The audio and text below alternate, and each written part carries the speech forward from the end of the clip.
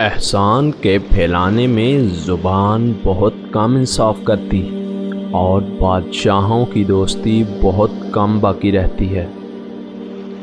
احسان نیکی کی شکل میں دکھائی دیتا تو ایسا باجمال اور حسین و جمیل ہوتا کہ تمام جہان میں فوقیت رکھتا۔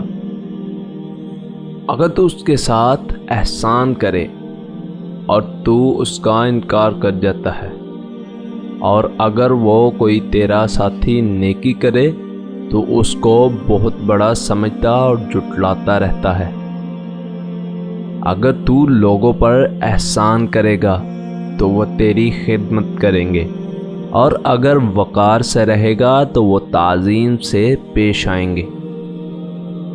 احسان کرنا بہت ہی نفع بخشتا ہے جب ایسے شخص کے ساتھ احسان کیا جائے جو عہد کا پکا اور وفادار ہو، اور کسی کے احسان اور نیکی کا جلدی سے بدلہ اتار دینا نہایت شرافت اور بزرگی کی علامت ہے۔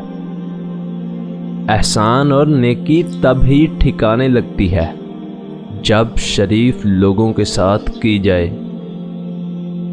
بہترین احسان اپنے بھائی بندوں کی اعانت، اور بہترین معاون وہ بھائی بند ہے جس پر اعتبار کیا جا سکتا ہو۔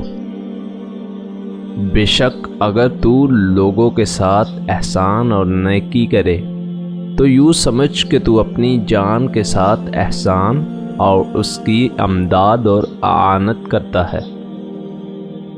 جب تو کسی کمینے کے ساتھ احسان کرے تو اس کا نتیجہ یہ ہے کہ وہ تیرے احسان کے سبب تیرا دشمن ہو جائے گا۔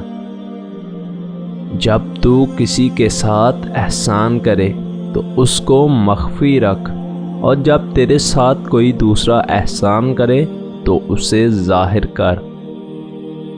جب تو کسی کے ساتھ احسان کرے تو اسے بھول جا۔